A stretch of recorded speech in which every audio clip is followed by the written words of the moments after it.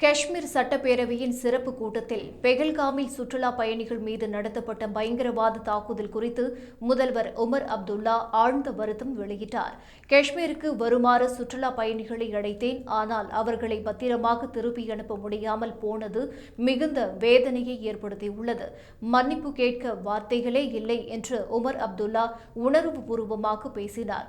திருமணத்தை தொடர்ந்து தேனிலவுக்கு வந்த கடற்படை அதிகாரியின் உயிரிழப்பு இன்னும் அதிகம் பாதித்துள்ளது.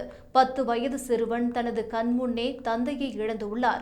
அந்த சிறுவனுக்கு எப்படி ஆறுதல் கூற முடியும் என்றார். பெஹல்காம் தாக்குதல் காஷ்மீரை மட்டுமல்ல, இந்தியாவின் அனைத்து பகுதிகளையும் தாக்கும் வகையில் அமைந்துள்ளதாகவும், கடந்த 21 ஆண்டுகளில் இது மிகப்பெரிய தாக்குதலாகும் என்றும் அவர் பேசினார். சுற்றுலா பயணிகளை அழைத்தோம், ஆனால் அவர்களை பாதுகாக்க முடியவில்லை. இதற்கு முழு பொறுப்பு ஏற்கிறேன். காஷ்மீர் மக்களை கேட்டுக்கொள்கிறேன். தீவிரவாதத்திற்கு எதிராக ஒன்றிணைவோம், பதாகைகள் ஏந்தி குரல் கொடுப்போம் எனவும் அவர் வலியுறுத்தினார்.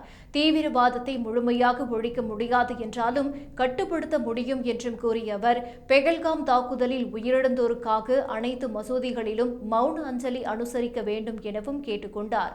தாக்குதல் நடந்தபோது குதிரை ஓட்டியான இளைஞர் சையது அதில் உசைன் ஷா தனது உயிரை தியாகம் செய்து சுற்றுலா பயணிகளை காப்பாற்ற முயற்சித்ததை குறிப்பிட்ட அவர், உள்ளூர் மக்கள் தாங்களால் முடிந்த எல்லா உதவிகளையும் செய்ததாக பாராட்டினார். காஷ்மீர் மக்களின் விருந்தோம்பல் உலகளவில் பிரபலமாக வேண்டும். பாதுகாப்பை உறுதி செய்ய வேண்டும். காஷ்மீரில் தீவிரவாதத்திற்கு முற்றுப்புள்ளி வைக்கும் காலம் தொடங்கியுள்ளது என உறுதியுடன் கூறினார். காஷ்மீர் மாணவர்களுக்கு பாதுகாப்பு அளிக்க அனைத்து மாநில அரசுகளும் நடவடிக்கை எடுக்க வேண்டும் என்றும் உமர் அப்துல்லா வலியுறுத்தியுள்ளார்.